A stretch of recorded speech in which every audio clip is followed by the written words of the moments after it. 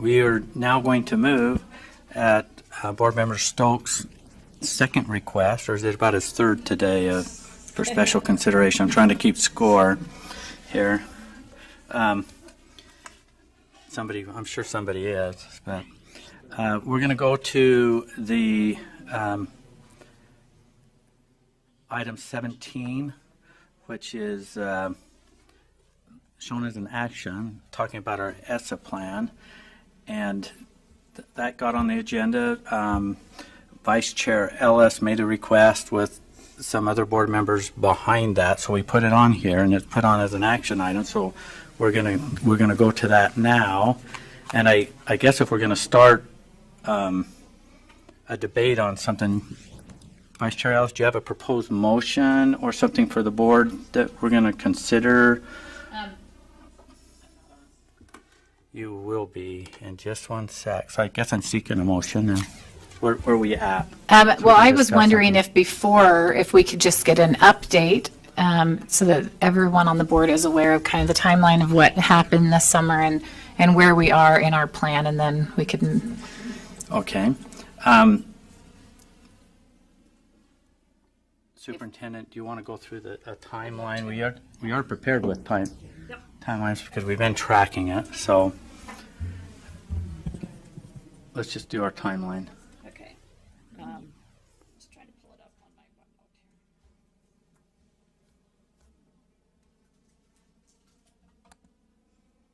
Okay. So in terms of I'm turning them on. I've just cleared a whole bunch of them off, so you're on. So I'm going to start back with February 1. I don't think you want me to go clear back in terms of the writing of ESSA and all of that, which takes us back into early 2017. So just starting about, this is really trying to look at how to get our ESSA plan passed. So back in February, on February 1, we presented 3 options to you. And one of those was the achievement indicator of 95% calculation requirement, and then looking at that non-compliance option. And then we talked about the range of risk from $1 million in admin funds to $100 million plus in program funds. So we posed all of that to you all back in February. And then that's where we were talking about that waiver from the provisions. So then during the period of February to April, we had the waiver request posted for public comment. During that time, we were also discussing with the Department of Ed and our congressional delegation members. And I think at that time, we also had some conversation with Alexander's office, as I recall. But we were talking about the content of the waiver request and trying to figure out their willingness to consider a request prior to our plan approval. And we were getting a few mixed messages back and forth from the department, and so we kept going back and forth about, can we get this waiver before we get the plan approved? So then we were told by the department to go ahead and submit the waiver, and so on May 1st we did submit that waiver request to the Department of Education. Then on the 24th of May, we sent our congressional delegation sent a letter to the Department of Education supporting our waiver request. I think the governor, it's not on the timeline, but I do recall that the governor weighed in at that time as well. And then on May 31st, the waiver request was denied by the department, and I don't know if he's called Undersecretary Jason Patel, Deputy Secretary. He called me as well as Chief of Staff Tiffany Stanley and informed us of the denial. So sometimes you get the letter before the denial, but generally you get a call first and then that letter comes simultaneously. On June 5th, Secretary DeVos called both Governor Herbert and called me talking about the next steps given that the waiver request was denied. And those conversations were fairly brief and just sort of this standard language, but we both had conversations. And for those of you around the table thinking, why does she call the governor instead of the board or board chair? That was her standard protocol in every state. So it's very important to her to know how the governors feel. So it doesn't matter what the governance structure is, that's just standard protocol for her. But Chair Huntsman was informed of all of this as part of the process.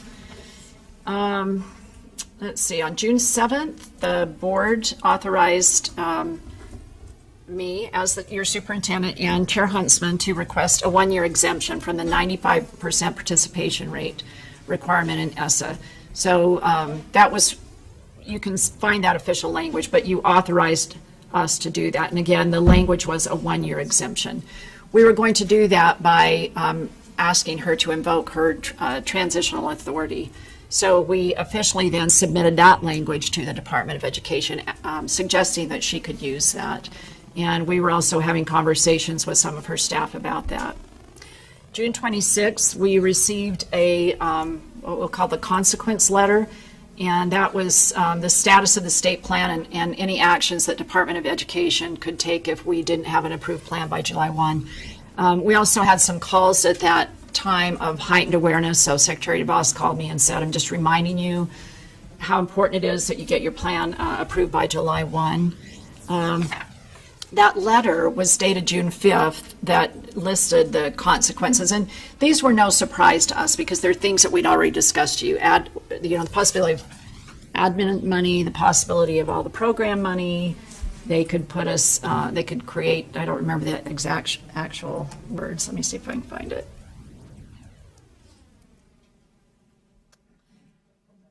Yeah, I've got it here. So they could place a condition on the award of our overall funds. They could place the state on high risk status, withhold, again, part of our admin funds or the formula programs, or disapprove the consolidated state plan.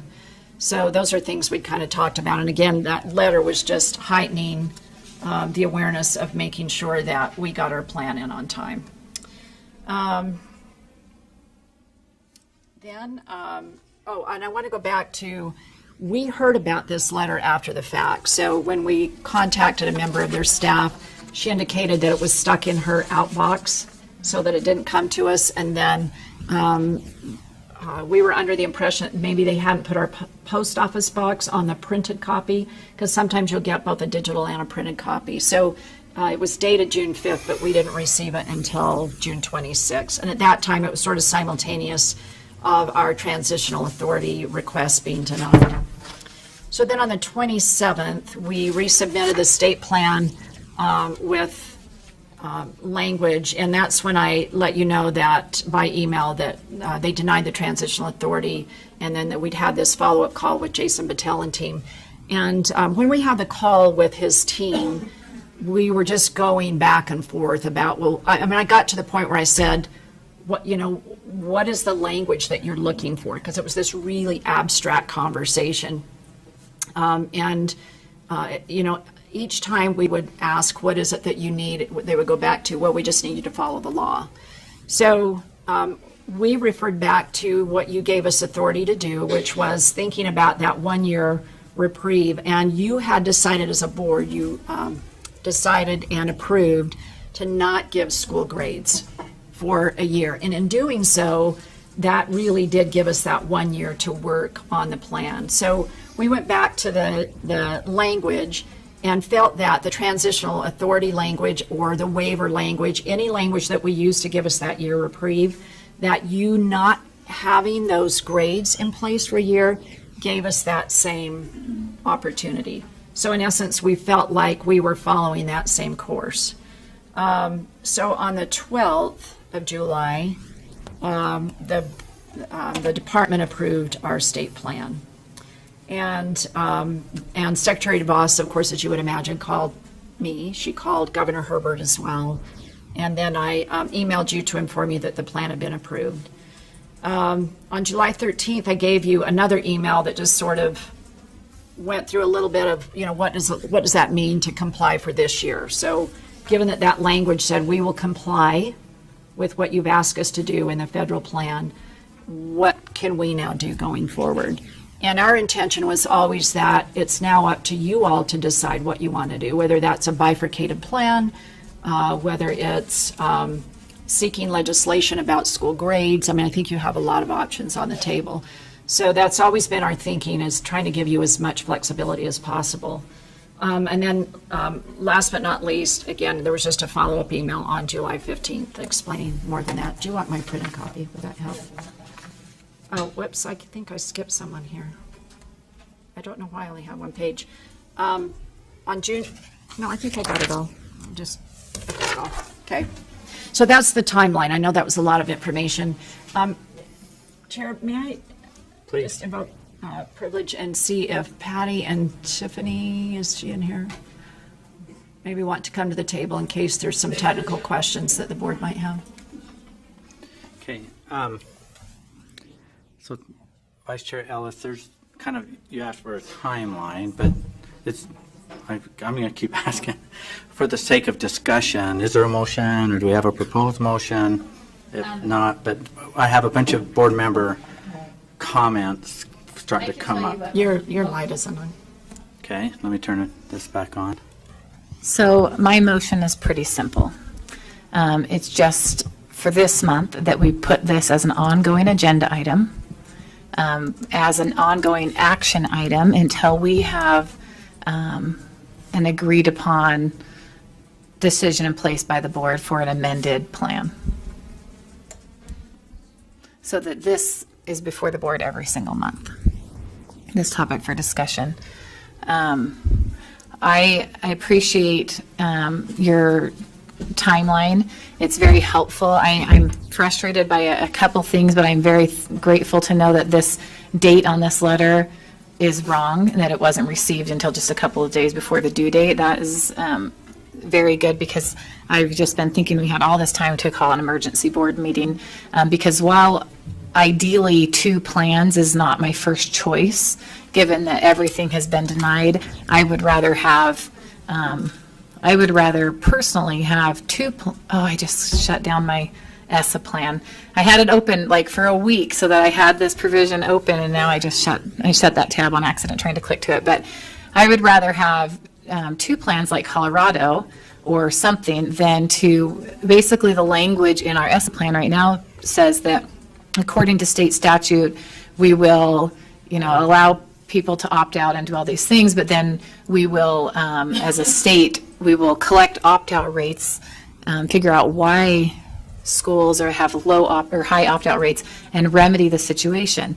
And that language really concerns me, because our state law currently states that there can be opt-outs without any negative consequence to the school. And so the language and verbiage in the approved ESSA plan right now, it conflicts in my mind with state statute, where we will not punish a school. And now we're saying we're going to hunt down those that are choosing to opt out and try to remedy the situation. I have concerns with the language in the current plan. So my motion on the table right now is just that this is placed as a monthly item until we come to, because we have to have a lot of hard discussions, and I would rather not wait until the end of the year to have this. I know right now we don't have, in this letter from Secretary DeVos, or maybe it was in the approval letter, it says that we will be receiving additional information on how to amend our plan should we choose to do so later. And we haven't received that yet, have we? Do you know if we've received information on how to submit amended plans? Because in one of the letters I saw, it said that would be being sent. Oh, I'm not seeing. So she's public. No, we haven't received, I'll say it in the mic. She said, no, we haven't received that yet. Now you're on to So we don't even know if we can submit an amendment yet. We haven't received anything from the department, to the best of my knowledge. I did reach out to CCSSO to find out if there's other states that have amended their plans so far, and there are other states that have already amended their plans. Okay. So Thank you. So that my motion's fairly simple. So you've got a motion to bring it back on every item, but there's a couple things that, and I'm glad we're having this conversation, is that our next round is around the corner for submitting on ESSA, and it's going to come quick. I mean, before you know it, here we Right. are again talking about a plan. And then I've gone online and I've tried to research, okay, what is the process, what is the right process for amendment, and I can't find Right, it's not out yet. the the process at all. So the challenge is, until that comes out, I think we can still bring ESSA up, but or I may suggest that, but just to say we're going to amend, it'd be nice to know what it is. Right, Before so we say we will start that process. I know that another board member, board member Bolter mentioned that she was going to make a request of staff to bring something to us. I didn't want to take what she wanted to bring up, so. Okay. Yeah, if I might just clarify a bit in terms of two terms that you used. One, just the piece about what it means with remediation I and don't have opt-out. it pulled up anymore, sorry. First of all, I just want to be clear with the board and the public that we were very consistent and clear with Secretary DeVos and her staff that not only does our state code allow for parent opt-out, but that their own federal law in ESSA conflicts. If you look at the language in the law, in the Reauthorization Act, rather, there's conflicting, we support parents' rights to opt out, and yet we want you to account for that and calculate it in your plan. So that's always been our contention and why we were going after the waiver, and the fact that our state law conflicts with federal law. So as staff, we were really clear and consistent about that, always. We never backed down from that. We felt like whether it was the waiver we were seeking, the use of transition authority, or the language that we submitted that was approved, it was always about you all having some time to then work on that, whatever action you deem that you need to take. And that would need to happen regardless whether we had a waiver or transition authority. You'd have to work on that. So Chair Huntsman and Vice Chair Ellis are absolutely right. The conversation does need to take place.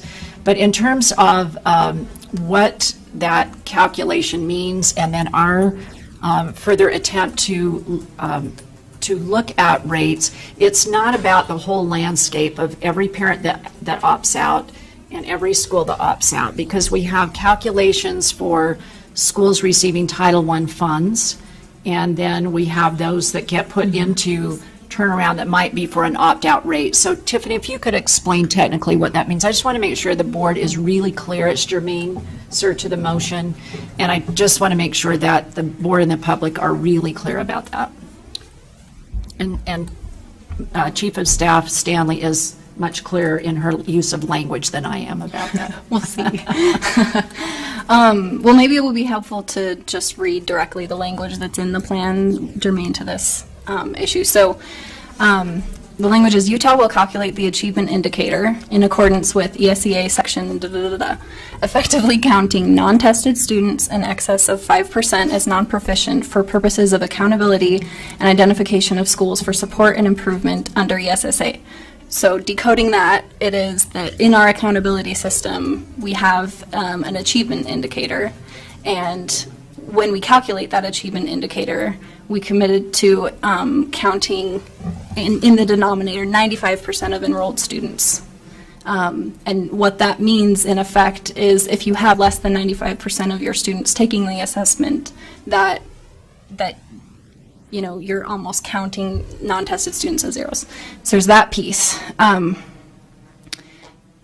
So then the next couple sentences, schools that are identified for support and improvement due to the application of the ESSA calculation methodology, which I just described, will be audited to identify the root causes of low assessment participation. So decoding that, federal law requires us to identify the lowest performing 5% of Title I schools at least once every 3 years. So using the accountability system calculated in the way I've described, rank order schools and identify the lowest performing 5% of Title I schools for improvement.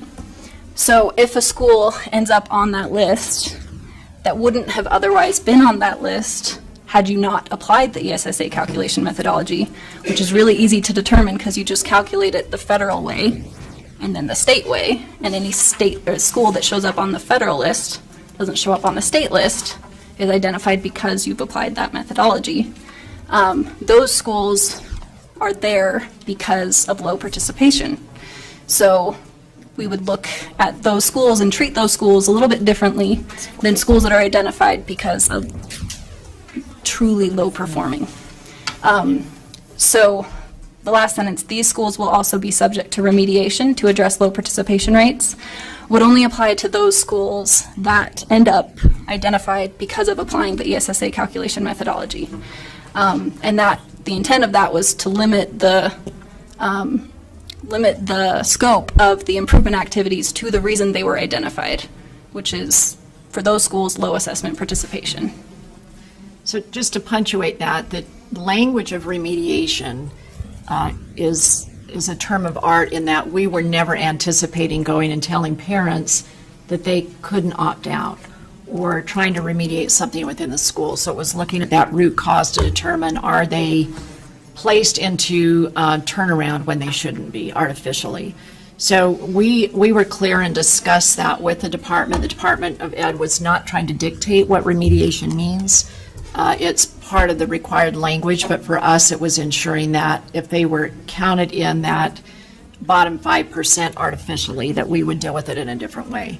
So we tried to stay really general within the terminology to allow the board to have flexibility and to allow us to engage. We were concerned that the more specific we were, then it limited your options and abilities to make those options. So that's why we chose the language that we did in part. We have a whole bunch of questions and comments, but I want to respect your motion, but do you want to hear some of these comments before you? That's make fine. it? Is that kind of your plan? Well, Okay. or, no. What's that? We didn't get a second to the motion. I know, but I'm just wanting to make sure you want to phrase it the way that you want to phrase it. Or do you want to hear comments? We can hear what people have to say, because maybe we change it. Okay. Let's do that. Board Member Stokes, do you have a? I'd move the previous question on the motion. Somebody second it so we can move on to this. We don't have a Is there, second here. if there's no second, then why are we discussing the motion? We're not discussing the motion.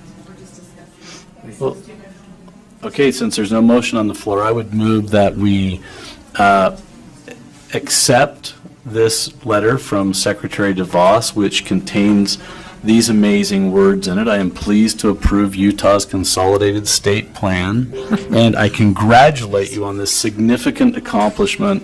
And then down in the second paragraph, this warrants full approval, and so that was just. We don't have to approve the letter. We don't have to, we've already got it, it's already approved, there's nothing to gain from. So my motion is that we, as a board, say that we accept this as the outcome and that this be debated in the future when it comes up for renewal. That's my motion. What? My motion is that we accept this. It's the opposite of the motion that was, or the discussion was going to be had earlier, that we accept this as our waiver and that it be discussed next year when it comes up for trying to have another waiver approved. We could talk about this for like 45 days. Okay. So nobody cares, is basically what Board Member Stokes is saying. No, I care. I care deeply. It got approved. That's what I'm saying. Okay, hang on. So we have a motion from Spencer,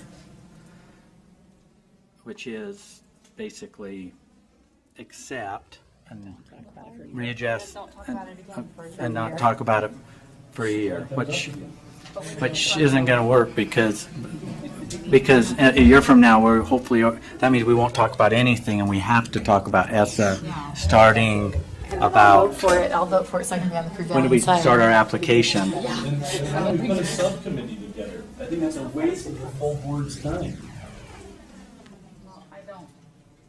That's what I'm saying. There's a motion on the floor. Let's vote on it. Okay. Okay, let's get to the discussion on your motion. You have a motion to accept this and not bring it up for 1 year. We have a second over here.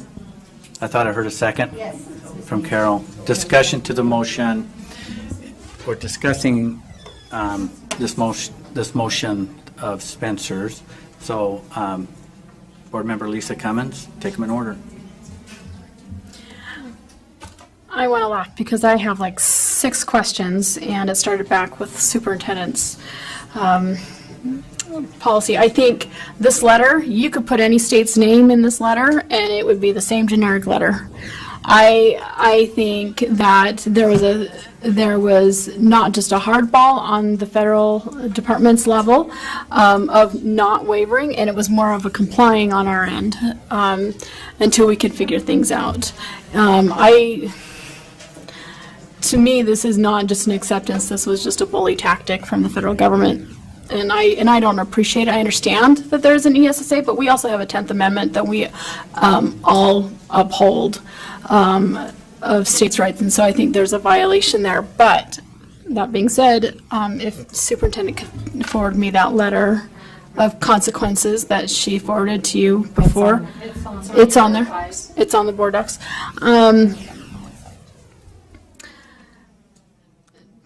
Tiffany, if you could kindly, and this might take up a little bit more time, if you could put it in, maybe we'll meet afterwards, because I need to review what you stated again. Anyways, to the motion, I understand this is to the motion. I'm going to vote no, because this has to be discussed now.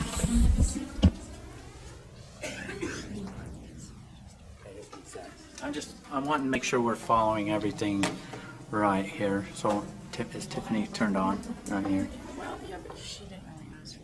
So you wanted to ask, well, this is where I'm at, is on this is, we what's that? She spoke to the motion. He doesn't need to respond. Okay, very good. Board Member Reeby. I agree we have a lot of work to do, but this letter is not the linchpin of all the work that has to be done. So within this parameters, we are going to do all that work. So I would like to call the question that we either accept this letter or we don't. It's a motion. No, the motion. We don't talk about it for a year. The motion is we don't talk about it for a year, and I'm hoping there's going to be an amendment that says that we accept the letter until next. We have a lot of work to do, and so the letter will come back in a year. Oh my goodness, that was ridiculous. I thought I was being so kind. Okay, Tiffany, when do we apply again? So the ESSA state plan stays in place for an indeterminate amount of time. There isn't like, in a year we have to reapply, in 2 years we have to reapply, in 3 years. I think that the law expires every 5 years, potentially. And so then it's up for reauthorization from Congress, and if there are significant changes, then we would have to submit another state plan. I can't remember the renewal period for that, but. So it doesn't have an expiration date? And it Besides just the stays as long as we reauthorization. submit what we say we're going to do and deal with the terms and conditions of this. Okay. I thought we had stipulations in this. Superintendent? The various title plans, we do have some yearly reports, for example, with IDEA and Title I, and there are yearly things that we turn in, but in terms of starting over and redoing a plan, that's when it's reauthorized and they call for it, whether it's 5 years or a new Congress comes in and says, we want to do something different, but for now, the plan is the plan. Okay. Follow up. So we have a call to question. So follow up. If we don't accept this letter, We don't have to accept it. We've already accepted it. so then why is this even on there? We're going to be working on this all the time anyway. No, the reason, let me just go back. So we can't reject the letter. No, We can't the find reason- fault with the letter. We can't find fault with the timeline. So The The work reason is that there. this is on here is because Vice Chair Ellis and others wanted had it on six- the agenda to amend, to do an amendment to the letter. To what? to our existing plan. Well, we had it as an action item. I didn't say exactly what the action was going to be because we were still working through it. It was a brand-new thing. I was directing my questions to the chair because I don't understand if we are amending the letter and the letter's already been accepted or sent back to us. They're not amending the letter. So how can we amend the plan and then send it back to DeVos and then have her reject it or accept it? What's the action that we're going to take and what is it going to yield for us?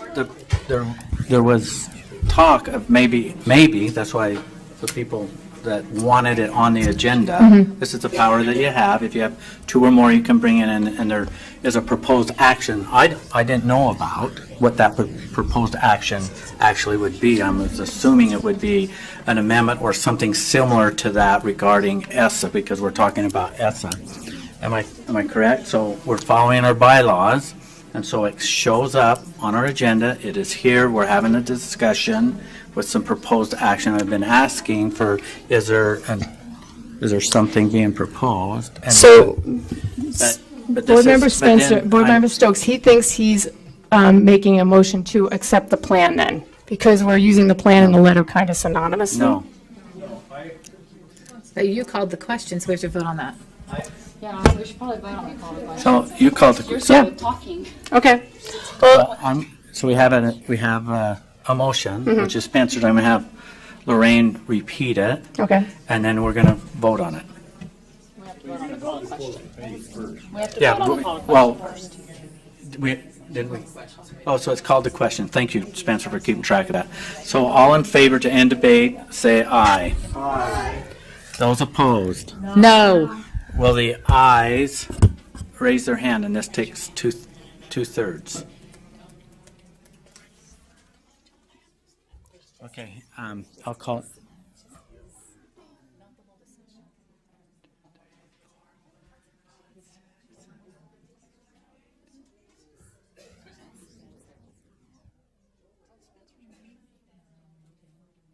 And I'm 9. 1, 2, 3, 4, 5, 6, 7, 8, 9. What's that? Scott, are you voting? Scott? No. So do we have to have two-thirds? So do we have two-thirds? So we don't have two-thirds. We're continuing the debate. Board Member Bolter. I don't even remember. This is to Spencer's motion.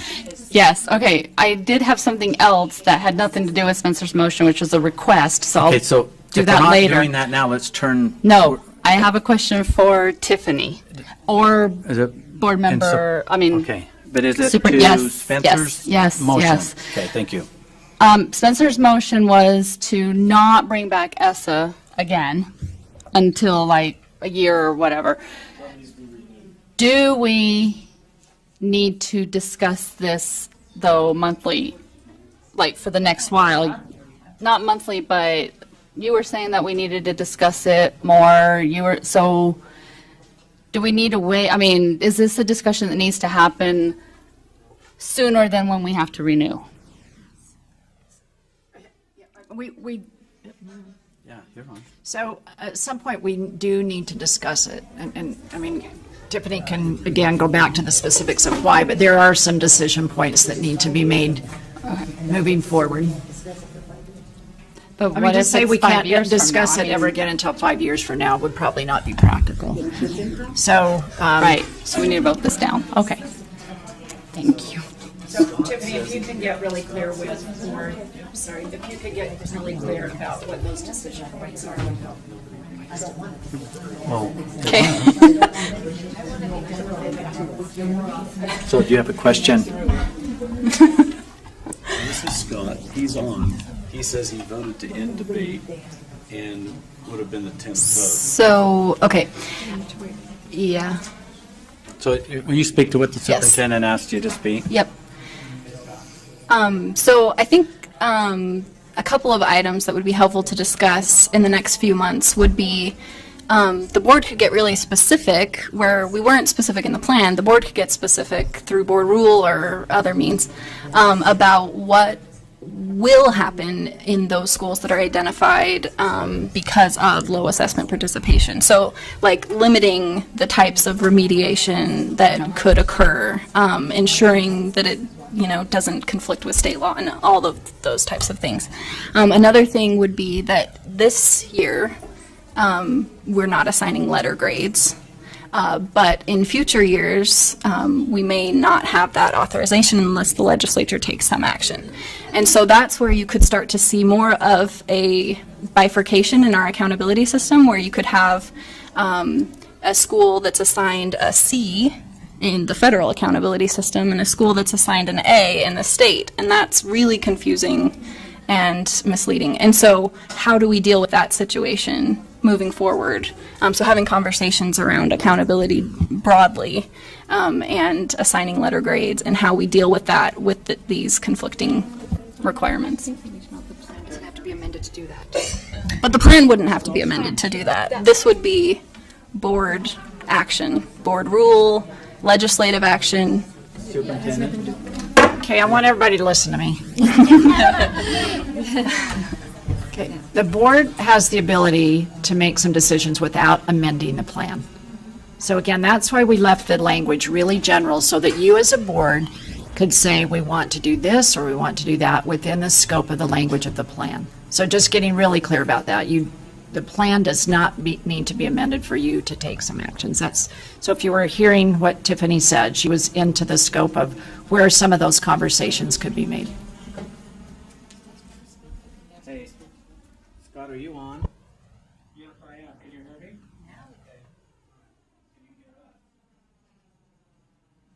Can you hear us? Yes, I can. All right. Okay. So there's more discussion to Spencer's motion. Board Member Belknap.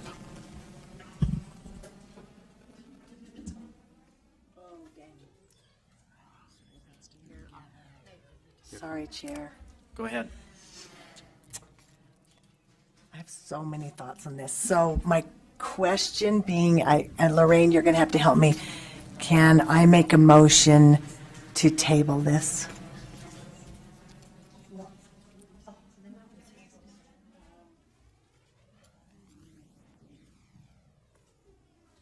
Okay, I'll make a different one, Miss Lorraine, because you're looking at me like I've lost my mind. I would like to amend the motion, maybe this isn't amendment, you'll have to help me, that rather than not bringing the plan back until it's due in 5 years, that we have it be a committee, go to a committee, I don't care which one, and that it's got to be law and licensing or standard assessment, go back to there and they review it, and as it needs to be, bring back to the board for changes or amendments.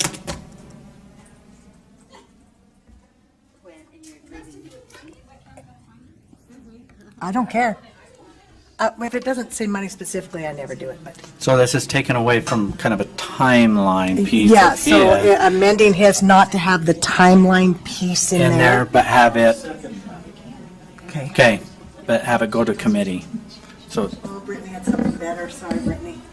okay, so do we have a second to Laura's motion? Okay, so the motion is, or the amendment to Spencer's motion is to take the timeline out of it and have ESSA assigned to a committee. The topic of ESSA. Okay, so we have a amendment, so everyone that's turned their mics on and that you're going to speak to Board Member Belknap's amendment, is that correct? So here we go. Vice Chair Brittany Cummins. Motions are dangerous things, just so you know, because they tie us and they bind us into very specific direction that we have to go. And so I'm not supportive of the amendment or to the original motion because it ties us. We can solve these problems without a committee, without a motion, by just recognizing that our plan is in place and we can go forward with resolving the questions that we've left the vagueness there on purpose and resolving those questions without a committee or without a motion to not talk about it or to bring our plan back for amendment. And so as we come upon those question points, they come to the full agenda or they're assigned to committee based on whatever the topic is, and then we discuss them as a full board and it goes forward. And that would include bifurcating plans or whatever that is. We don't have to amend our plan to do it, so we don't have to have a motion to bring our plan back. We don't have to have a motion to create a committee. And so I'm going to vote no on any of those motions.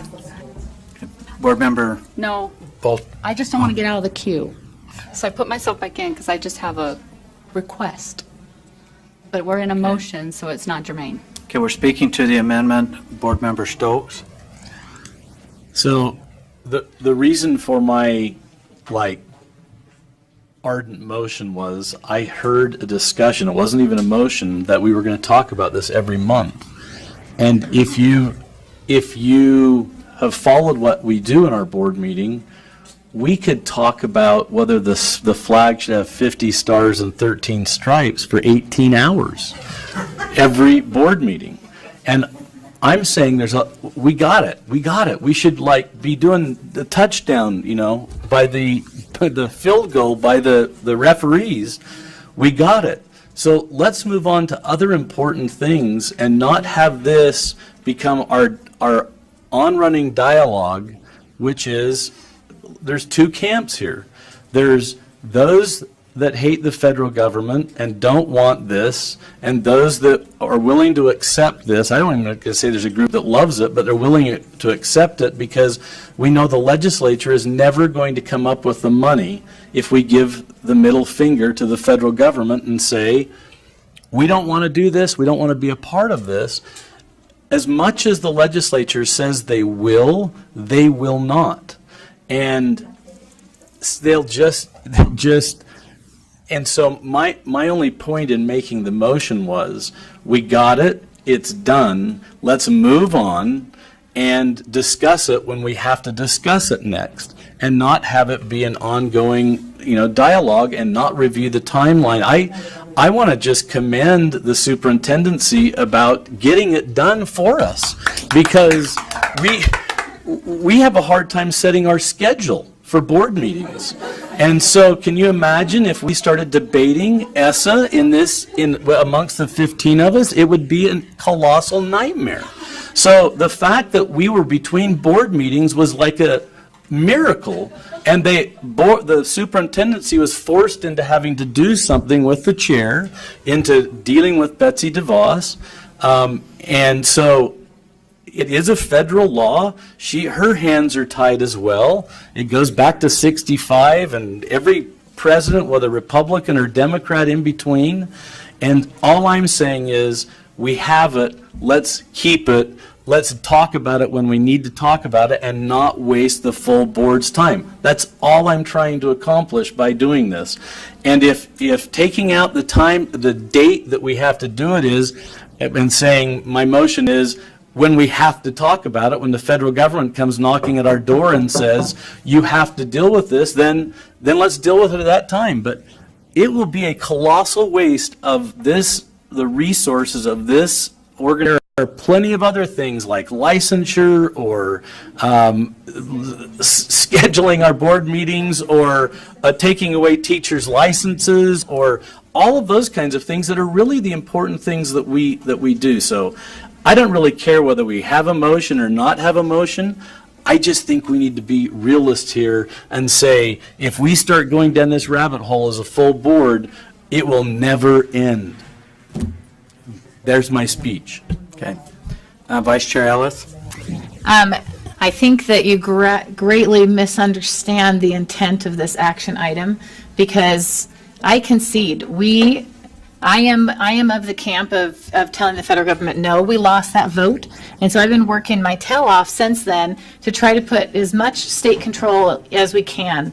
And I was not here asking to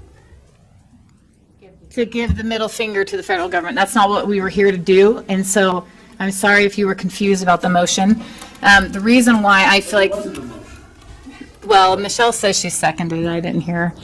But the reason why I think it's important to talk about is because there have been other states that have been approved with other things in place. Just because they said Yes, because we said, Mother, may I? And they said, okay, you can only do it if you concede to exactly what's in ESSA.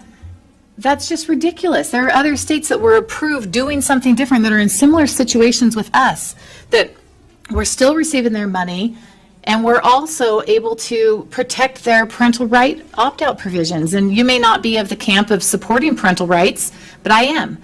And I'm not just going to roll over because they said, you have to do it our way or the highway. That's not what we're here for. We're here to stand up for the people that we represent. And I wasn't wanting to talk about this every month until, next, 5 years from now. That's not my intent. But I didn't want to hastily, because my first instinct was frustration. The board wasn't brought to the table in an emergency meeting when we were given this letter, because by the date of the letter, it was 3 weeks, and what was originally there was a lot of talk about there just being these administrative funds, and then all of a sudden the secretary comes back on this great states' rights federal law and says, you have to do it our way or we're going to withhold your programmatic funds and all of these things. That's not states' rights. That's far from it. And I'm not going to sit back and just say, oh, they said that we can, and so now we're not going to talk about it for 5 years or until after this 1 year reprieve is up. This is something that we need to talk about right now, because federal law conflicts with itself, state law conflicts with federal law, and we have to make some decisions. We either believe in something or we don't. But sitting here and pretending like everything just meshes together when it doesn't is foolish, because we're constantly causing problems for people that say they believe in one thing and they do something different.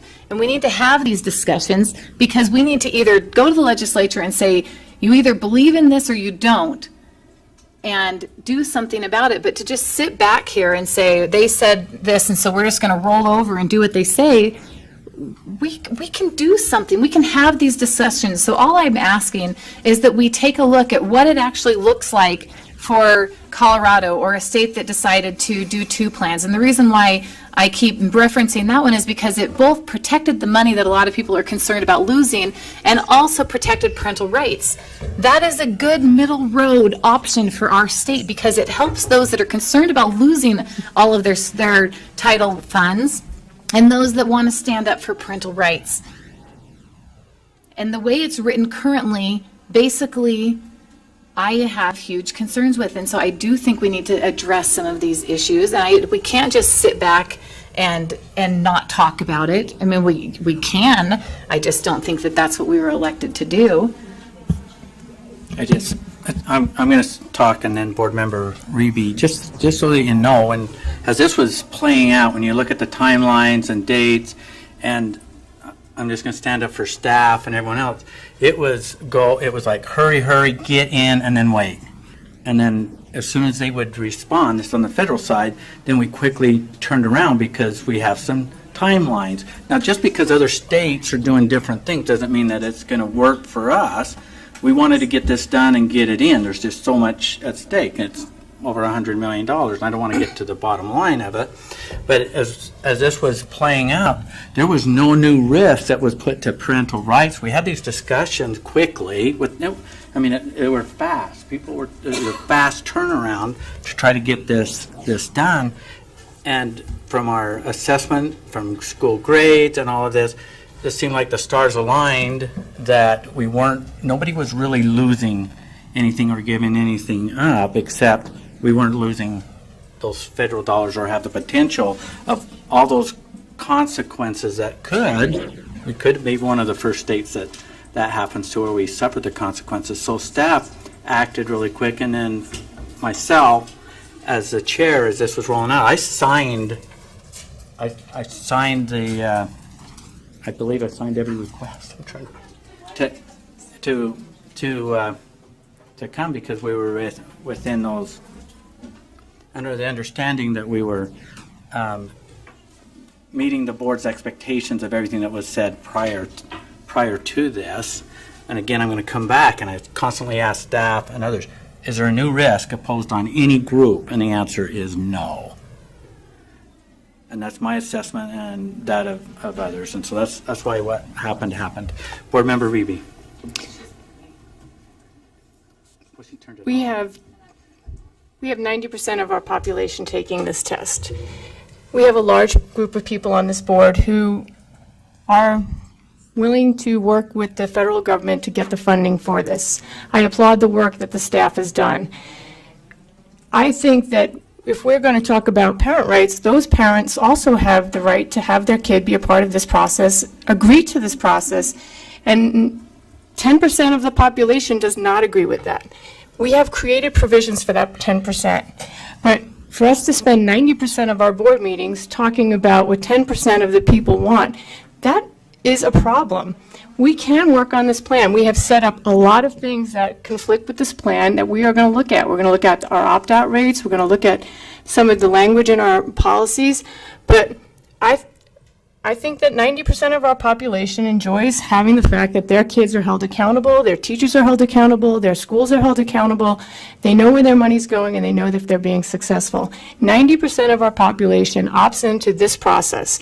They do not have a problem with their kid being assessed to see if they are succeeding at the same rate as other students around the state. So I think that we do have some work to do. I think that we have a lot of things we have in the works to make sure that we're doing the very best we can. But I am not going to jeopardize any population by not getting in a plan that's approved so that we don't receive the funding that we are entitled to. Board Member Bolter. I had requested to put this on the agenda, not because I wanted to tell the federal government no, although I would love to do that, but we lost that, and we have to have a plan, and I'm all for having a plan. My only thing is that I'd like to request if staff could look at what Colorado is doing and what that would look like if Utah were to implement something like that. And then if it looks like a viable choice, then once we figure out how to amend our ESSA plan, then we could amend it, because I do like the fact that Colorado is still protecting the rights, even if it is a 10% right, it is still a parental right to opt out, but they're also complying with the requirements. So that was my only request, is just if staff could look at that and come back and let us know what that would look like as far as Utah was concerned. Superintendent, are you taking note? I want to be clear that we not only looked at Colorado's language, but we worked very closely with them. And we feel like the language that we use does exactly what Colorado does. Well, Colorado's doing a 2 reporting system, and we're not. But it gives you the option to do that. And they actually, the language that is in there, is it makes it sound like it's 2 very distinct bifurcated plans. It's a little bit more nuanced than that. I don't know, Tiffany, if you want to add anything to it, but we were in constant contact with Colorado. We met with them face to face. We were on the phone with them and looked very carefully at their language. Okay. Tiffany may want to add something. If you don't, just say no. I could, or we could talk more offline. Yeah. Whatever is helpful. She wants to see if you have more to answer that question. Okay. We can get into the details with you. Board Member Lisa Cummins, and then I think I've got Board Member Stokes. Are you still, is your button pushed to speak? Are you done? I believe that, but, okay. I didn't know if you left it on. This is more for clarification. We represent we took an oath for the Constitution. Constitution, to me, means we represent the individual. It has nothing to do with sex, creed, origin, culture, nothing, except for the individual. When Board Member Reby addresses the 90%, I'm also thinking of the 10%, and I'm thinking of the 5% that could be in jeopardy of losing their parental rights if we have to maintain the 95 and take some of that parental right away so that we can comply with the 95 percentile. And that is threatening parent rights. And that goes to the concern with this upcoming audit of questioning why people are opting out. So it's protecting the individual and protecting the parental rights. And that's got to be above par for all sides. And so that's my concern. Board Member Stokes. I don't think any of us are here wanting to take away parental rights. What I'm here to say is I've never felt like anybody that I've ever spoken to has felt like their parental rights were being taken away. If you want to have your kid opt out, there's plenty of pathway to do that. Once again, my issue is that we have a plan approved, and we ought to just stick with that plan. If we want to put a committee together that works on it and brings it back, great. But as with this, and like 75% of the other things that we talk about in the full board meeting, I think we could streamline this a little bit by saying, let's talk about it when we need to again, and not until, because you can go through ESSA and you can pick at it and pull at it, and we can continue to file amendment after amendment, and sadly, I can see us doing that. I could see us spending time every month coming up with a new provision that we dislike in it, that we're going to then send off to Betsy DeVos and ask for this to be changed in it in our application. And I'm thinking to myself, I think that's a waste of time. So if the board wants to do that, please do it. Start it on January 1. Okay, we have a proposed amendment from Board Member Belknap. If I could pull it back, I would, but I know it's not mine anymore. I understand. Thank you for recognizing that. So that amendment is that we send a ESSA discussion to committee. So we're going to vote on that right now. All in favor, say aye. Aye. Those opposed? No. The amendment is that the ESSA discussion be assigned to a committee. That's the amendment to that. So we voted, and we started the voting, and only one member so far, which was Board Member Stokes. And the rest were nay. Scott, do you want to be recognized? Do you want your vote recognized? Are you a nay to have it go to committee? I'm a yay to have it go to committee. You're a yay? Okay, so that's two. So the amendment fails. Do you have all of that? Okay, now back to Board Member Stokes' motion, which is that this topic of ESSA doesn't come before the board until it's time to renew. Is that correct? Is that how I'm getting it? Okay, not seeing any discussion. We're going to vote. All in favor of that, say aye. Aye. Those opposed? No. Okay, we have. What was you going to? So that's 2-4.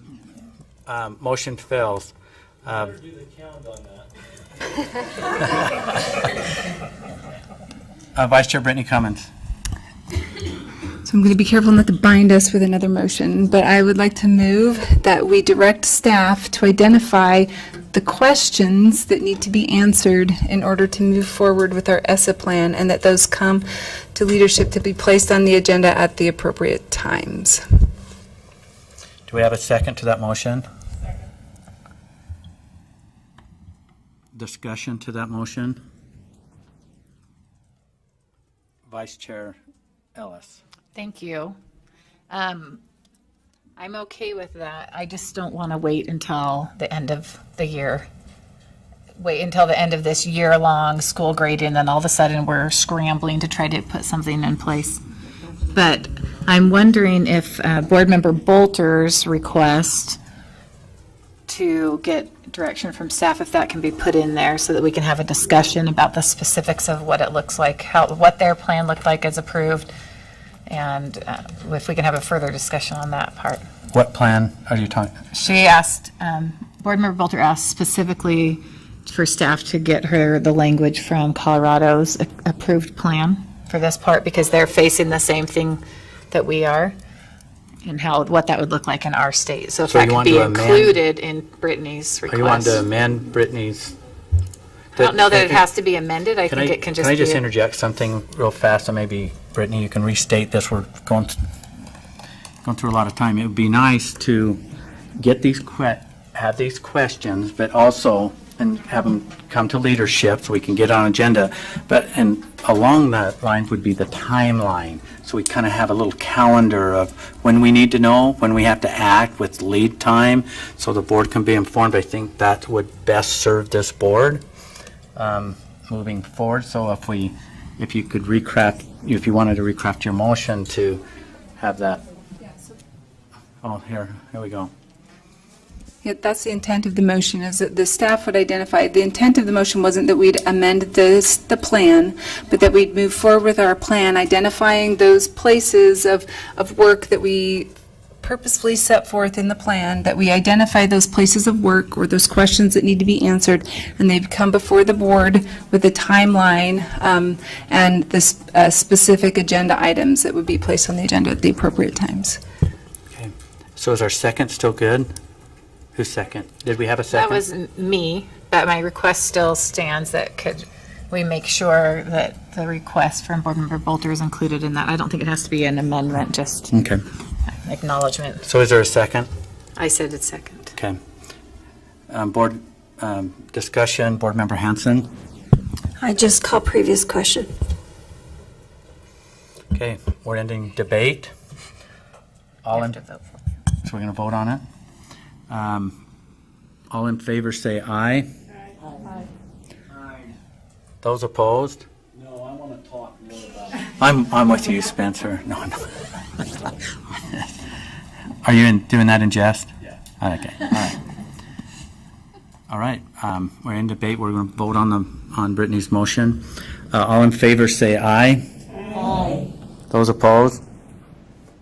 Voting is unanimous. Okay, thank you very much.